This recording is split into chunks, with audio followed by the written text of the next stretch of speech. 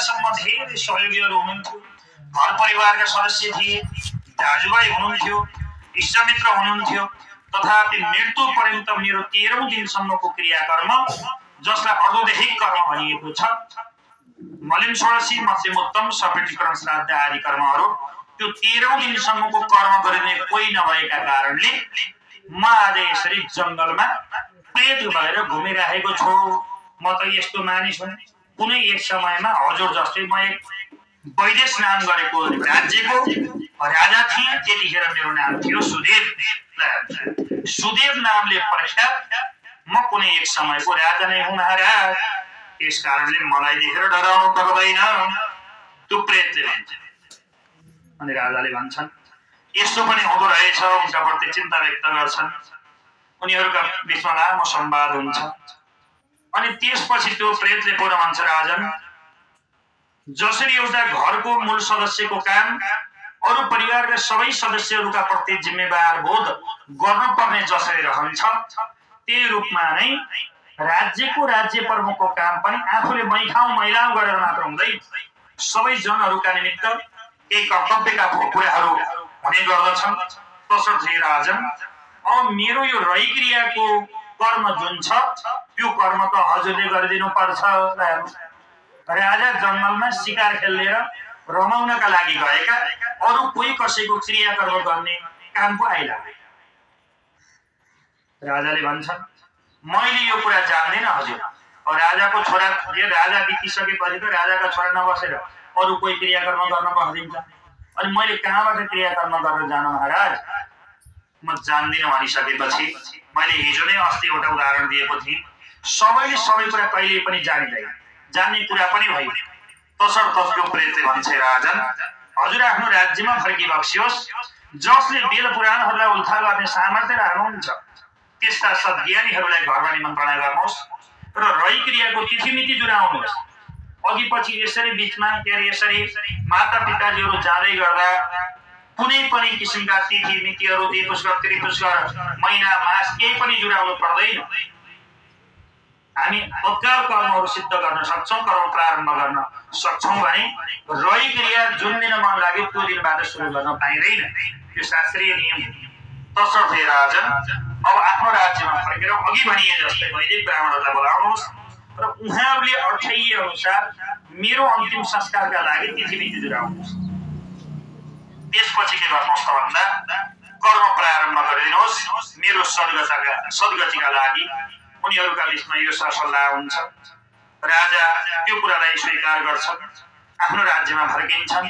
भ्रमण छुट्याएर अघि भनिए जस्तै वैदिक ब्राह्मणहरू जो ज्ञानी सज्जन हुनुहुन्छ, सत्पात्र हुनुहुन्छ, उहाँहरूलाई धर्म निमन्त्रणा गरिन्छ, तिथिमिति जुराइन्छ र कोही एकजना सहयोगी राखेर त्यो प्रेतको अघिल्लो जन्मको सुदेव राजाको सद्गतिका लागि राजाले कर्म प्रारम्भ गरिदिन्छन्।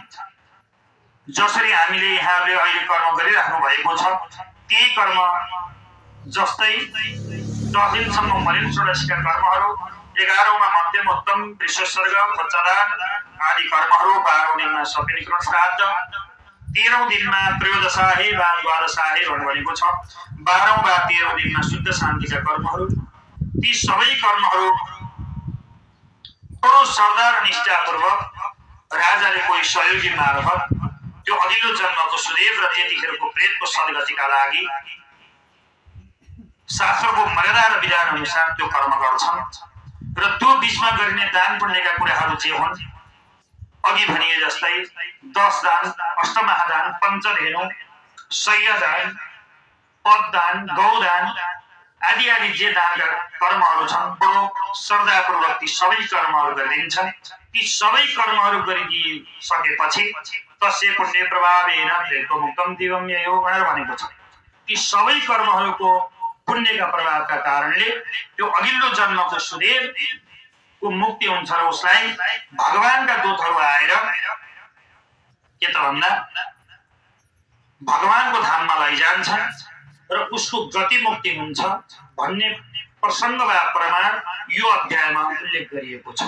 र यहाँले अब त जान्नुपर्ने हो नि त, क्रियाकर्म गरेर को मुक्ति भयो भनेर भनिसकेपछि गरुड पुराणमा हेरौँ, त्यहाँ छ प्रमाण त भन्नु पर्यो। सके सुदेव भन्ने राजा यो बरोड नाम गरेका राजाहरूको इतिहास लिएर भन्नु, मैले अहिले जे भने यो सम्झेर भन्नु, यी सबै कुराहरू स्मरणमा आइरहनु कहिले काहीँ भने भगवानका फेरि बडो भित्रका लक्षण हुन्छन् दाजुहरू।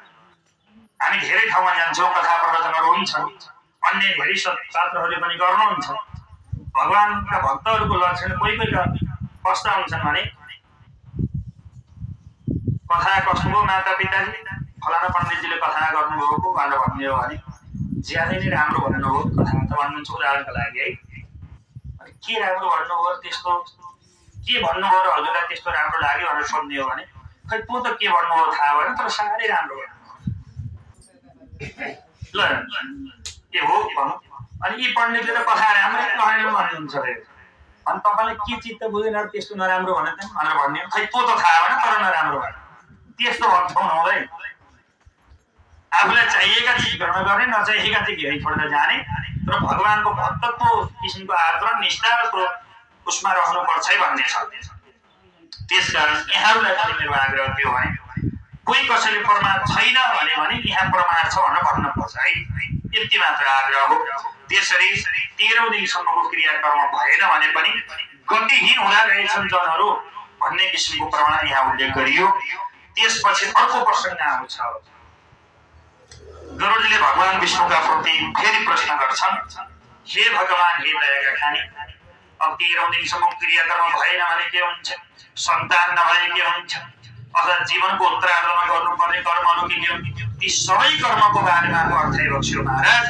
तथापि श्रोताक्षम प्रवक्ष्यामि देह त्यागश्च तद्विधिं, यो देह त्याग गर्नुभन्दा पूर्व अथवा मानिसको अन्तिम गति हुन्छ नि, अब अघि जीवनको उत्तरार्धमा के गर्नुपर्छ भनेर भनियो। अब त्यो उत्तरार्धको पनि उत्तरार्ध सुरु हो, अब लामो समयसम्म रहनु भन्ने अवस्था सिर्जना हुन्छ नि। अब जसरी हजुरले घरको भित्रबाट बाहिर दौडाउनु ल्याउनु बेला हुन्छ, त्यस्तो बेलामा के कर्म गर्नुपर्छ त नि, घर परिवारका सदस्यको कर्तव्य के हो, अजामिन के अरे धुन्धुकारीको अजामिनको जस्तै गर्ने हो कि अरू केही कर्म गर्नुपर्छ भन्ने मानेमा गरुडजीले भगवान विष्णुका प्रति प्रश्न गर्छ। र यो अन्तिम देह त्यागेश्च तद्विधिं, यो देह त्याग गर्नुभन्दा पूर्वको आतुर बेलाको बारेमा के कर्म गर्ने भन्ने बारेमा यहाँ उल्लेख गरिएको छ। सर्वप्रथम अब लामो समयसम्म रहनुहुन्न भन्ने लागिसकेपछि पहिलो कर्म गर्नु अरे तुलसी सन्निध हो, तुलसीको नजिक ल्याउनु। यसका लागि अर्को संस्कारको कुरा चाहियो। मैले अस्ति कि हिजो पनि भने जसको घरमा तुलसीको मठ छ, शालिग्रामको पूजा हुन्छ, गङ्गाजीको जल छ, पुष्प छ, यस्ता पदार्थहरू छन् भने बल्ल घर घर हो हजुर, होइन भने त मसान घाट हो भन्छ। आफ्नो घरमा तुलसीको मठ छ भनेको अन्तिम हुन लागेका अग्रजहरूलाई दौडाउँदै तुलसीको मठमा ल्याउने होइन, तुलसीको मठमा ल्याउन पर्छ भन्ने जानेर मात्र भएन, त्योभन्दा पूर्व तुलसीको मठ घरमा राख्न बनाउनु पर्दो रहेछ भन्ने कुराको ज्ञान दिन्छ। फेरि अरू बगैना बोटमा उता आँपको बोट पनि अरू फुलको बोट पनि नलगेर तुलसी सन्निध हो भनेर किन भन्ने, अरू बोटमा मुनि भन्दै हो भने हुन्थ्यो, भन्नु भएन भगवानले। तुलसीको बोट पनि किन भनियो भने तुलसी, मैले अघि नै एकादशीको महत्त्व अर्थाउँदै यहाँहरूलाई भने तुलसी भनेको भगवान विष्णुको अंश होइन, भगवान विष्णुको अंशको रूपमा मान्नुहुन्छ नि। एक त अब जाने बेला भयो भनेर तुलसीको सन्निध हो भनेको नजिक आउँदै गर्दा अब उहाँको त्यो महायात्रा जुन हो त्यो यात्रा सहजीकरण बनोस्, भगवानको धाम प्राप्ति होस् भन्ने बारेमा तुलसीको सन्निध हो, तुलसीको नजिक लैजानु एउटा कारण के हो भने अर्को वैज्ञानिक कारण पनि के हो भने तुलसी मात्र यस्तो वृक्ष हो संसारमा अहिलेसम्म जति वृक्षहरू धरतीमा उत्पादन भएका छन् वा उम्रिएका छन् ती सबै वृक्षहरूले भन्दा बढी अक्सिजन फ्याँक्ने काम तुलसीले गर्छिन्। यतिकै भगवान मानिएको होइन, हाम्रो जिउने आधार के हो, अक्सिजन हो। त्यो अक्सिजनमा सबैभन्दा बढी अक्सिजन फ्याँक्ने काम तुलसीले गर्ने भएका कारणले तुलसीलाई भगवानको स्वरूप मानिएको हो। त्यो मानेमा एउटा उपचारको पद्धति पनि हुँदो रहेछ। कहीँ कतै भित्र कोठामा अक्सिजनको अभाव भएर अप्ठ्यारो भएको रहेछ तापनि त्यो अक्सिजनको मात्रा अलि बढी भएको ठाउँमा ल्याउँदै गर्दा एउटा सहजीकरण पनि होस् है भन्ने माने पनि। त्यसकारणले तुलसीको सन्निध हो, तुलसीको नजिक ल्याउनु। शालिग्राम शिराय पापदोष भयापह, भगवान शालिग्रामको जल पिलाउनु अन्तिम बेला। अब घरमा ल्याएर शालिग्राम पूजन गर्ने बानी छ भने पो शालिग्रामको जल पिलाउने हो त होइन र हजुर। यहाँहरूको घरमा त भन्नै पर्दैन शालिग्राम छन् भनेर सोधिदियो भने पनि पाप लाग्छ। सबै कहाँ छन् पूजा गर्नुहुन्छ होइन। त्यस कारणले यहाँहरू जस्तै असल भक्त हुनु भन्नुहुन्छ सबैको घरमा शालिग्रामको पूजन हुनुपर्छ। शालिग्राम त्यस्तो एउटा तत्त्व हो, अपर मुस्ताङ भन्दा माथिबाट बगेर आएकी काली गण्डकी नदी जुन छन् नि, यहाँ देवटा र नारायणीको रूप धारण गरेर अगाडि बढेकी छन्। यी नदीमा भन्दा नेपालका पनि अरू कुनै नदीमा होइन, संसारको कुनै पनि नदी समुद्र कहीँ पनि पाइँदैन शालिग्राम भगवान जसलाई कालो ढुङ्गाको रूपमा हात देख्नुहुन्छ। अमेरिकाको पल्लो टोकमा उता अफ्रिकातिर पुर्याएर पनि लैजाने यहीँबाट। भगवान विष्णुको स्वयं प्राण शालिग्राम भगवानमाथि विद्यमान हुने भएका कारणले घरमा शालिग्राम भगवानको पूजन वा अर्चना अनिवार्य छ र त्यो कर्म गर्ने मानिसहरूले मात्र अन्तिम बेलामा परिवारको सदस्यलाई त्यो भगवानको तृणोदक अथवा तीर्थ भन्नुहुन्छ नि यहाँहरू, त्यो तीर्थ ल्याएर खुवाउन सकिने भयो होइन। त भगवानको तृणोदक वा तीर्थ धेरै नखुवाउनु, फेरि अन्तिम बेला खुवाउनु पर्छ भने एक एक लोटा ल्याएर खुवाउने होइन। कहिले पनि अमृतहरू घाँटीभन्दा तल नजाने गरी खुवाउने हो। यहाँ त ठिक उल्टो उल्टो जस्तो गरिन्छ क्या। हामीले पण्डितजीहरू बिहान केही कर्म गर्न बोलाउनु भएको छ भने आउनुभयो भने एउटा पञ्चगव्य भन्ने बनाएर दिनुहुन्छ पण्डितजीहरूले होइन। त्यो पेटैमै पुगन्जरी खानुपर्ने हो।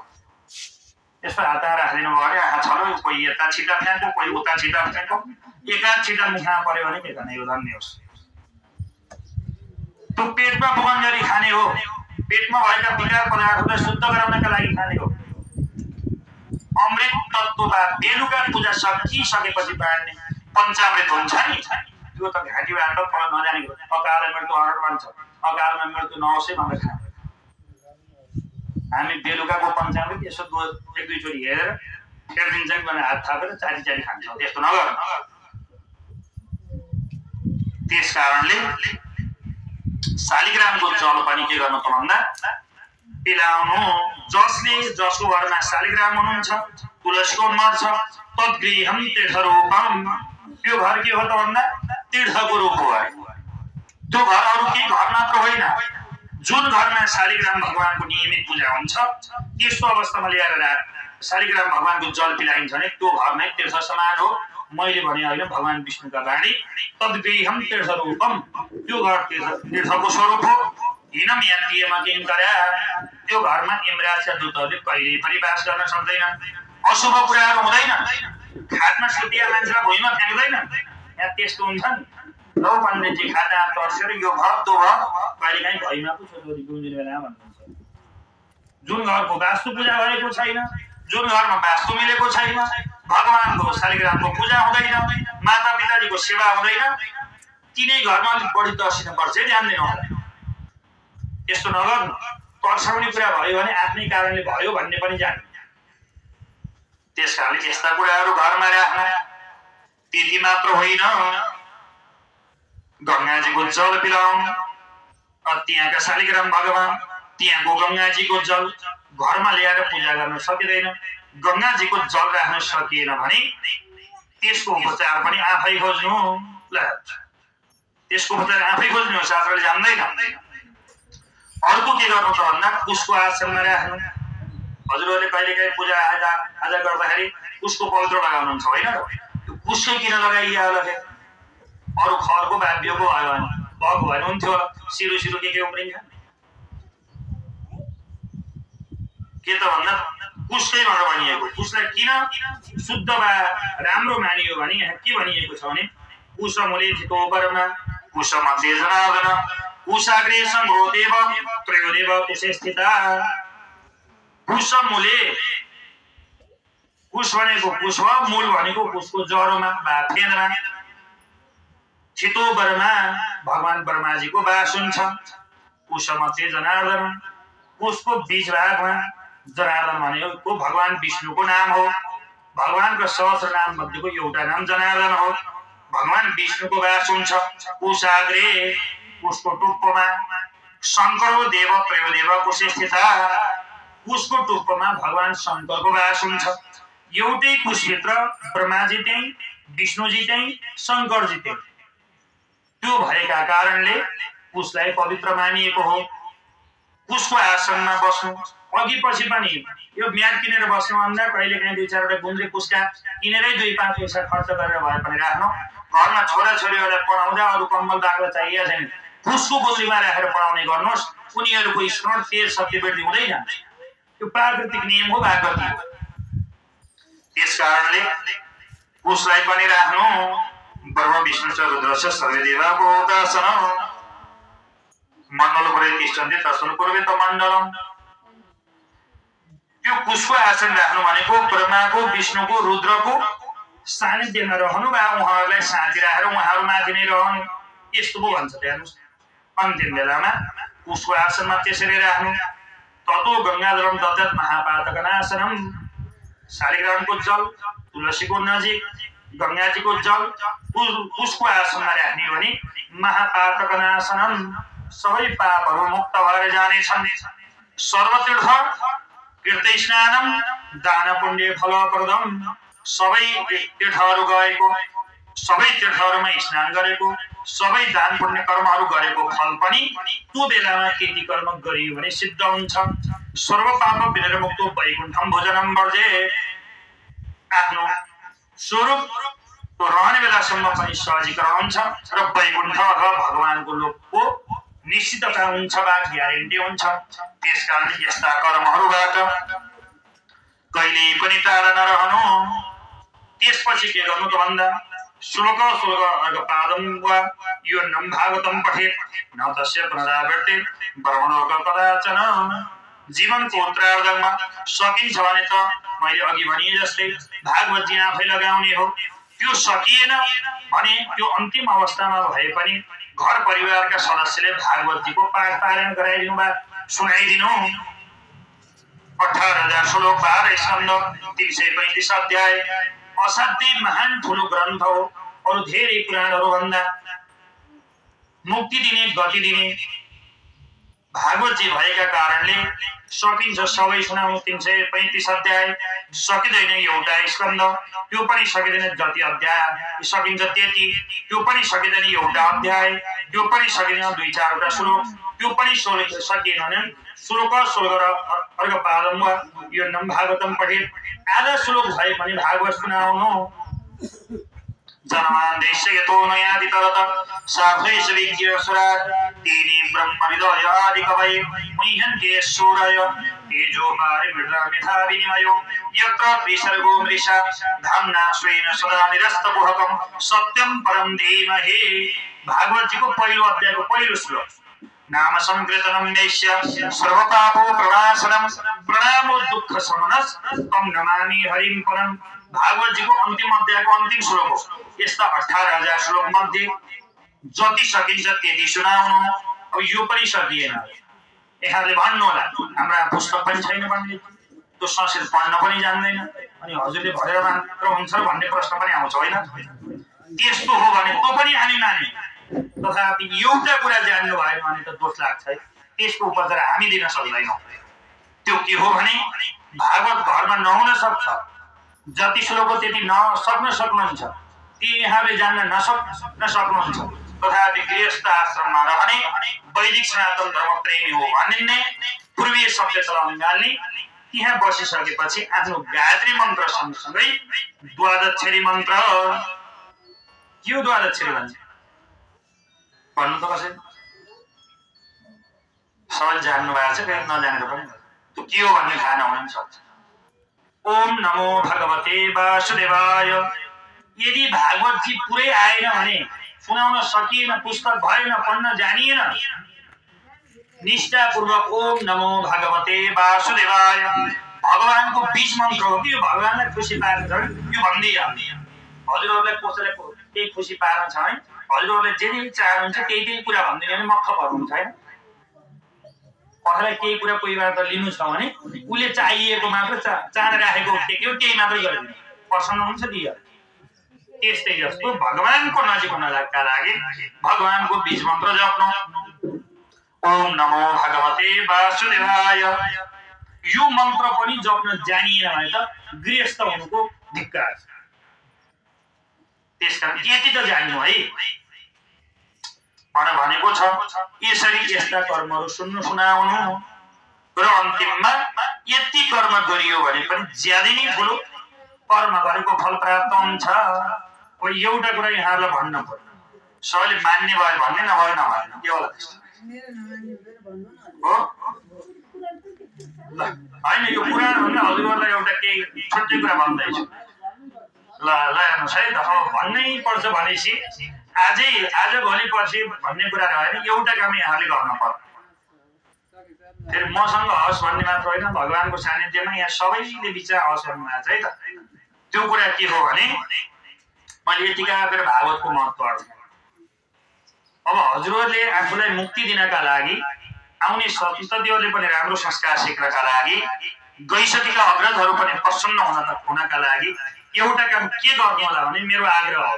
यो पुराणभन्दा छुट्टै मैले केही कुराहरू भन्न खोजेको के हो भने अहिले विधर्मीहरूले नाना थरीका पुस्तकहरू बाँड्ने दुनियाँ दिवाना हाम्रो मार्गबाट अलिकति गति आउने प्रयत्न।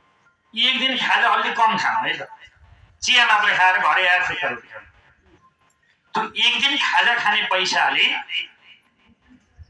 त्यहाँ बजारमा विभिन्न किसिमका पुस्तक पसलहरू छ, धार्मिक पुस्तक पसल, त्यहाँ गएर एउटा भागवतजीको पुस्तक किन, एउटा गुटिकाको रूपमा साना साना हुन्छन्, गीता प्रेसको अझ ज्यादै नै सुविधाशुद्धि हुन्छ। एउटा भागवतजीको गुटिका किन्नु 250-300 भन्दा पैसा पर्छ।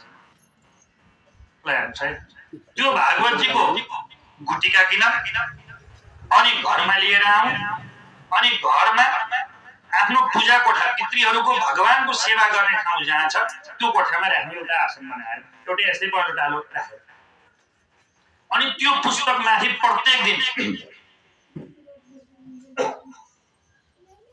के गरौँ त भन्दा तुलसी मठमा हुन्छन्, यति तिल किनेर 1 पाउ तिल किनेर ल्याएपछि वर्ष दिनलाई पुग्छ।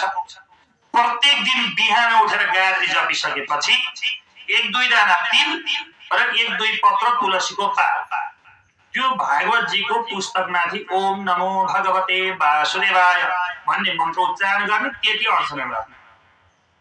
यदि यो काम यहाँहरूले गर्नुभयो भने घरमा नै भागवतजीको अनुष्ठान हुन्छ र सप्ताह लगाएकै जस्तो फल प्राप्त हुन्छ।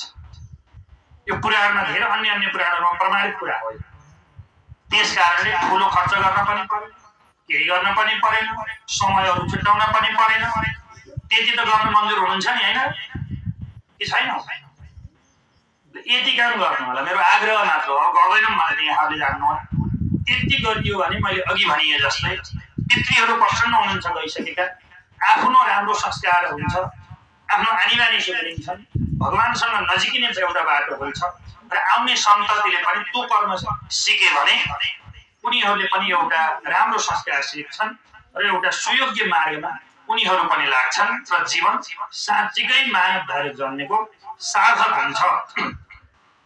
तसर्थ यहाँहरूलाई यी कुराहरू अर्थ्याउँदै र विशेषतः आजका प्रसङ्गहरू पनि नै हुन्। भागवतजीको महत्त्व, गङ्गाजीको महत्त्व, शालिग्रामको महत्त्व जे जति भनियो अघिल्ला अध्यायहरूमा पनि यिनै कुराहरूको साथमा आज जे जति पाठ पारायण र सारांशका कुराहरू रहे, यी कुराहरूको प्रभावका कारण यहाँहरू सबैको मौनताको कारण माताजीको त्यो सद्गति हुने यात्रा, त्यो भगवानको धाममा जाने बाटो अझ फराकिलो र राम्रो बनोस्। यहाँहरू जति उपस्थित हुनुभएको छ सम्पूर्ण भक्त महानुभावहरू, यहाँहरूका प्रति, भगवानका प्रति, पितृहरूका प्रति गरिने श्रद्धा र प्रेमका प्रति पनि भाव वृद्धि हुँदै जाओस्। यिनै शुभभावहरूका साथमा बाँकी प्रसङ्ग भोलि। आजका लागि मैले आफ्ना बाणीहरूलाई यही विश्राम लिन्छु। हरिओम तत्सत्। हिजो जस्तै एउटा मन्त्र पढौँ है। हरे राम राम राम हरे हरे, हरे कृष्ण कृष्ण कृष्ण हरे हरे। अनादिनि धनो देव शंख चक्र गदाधर,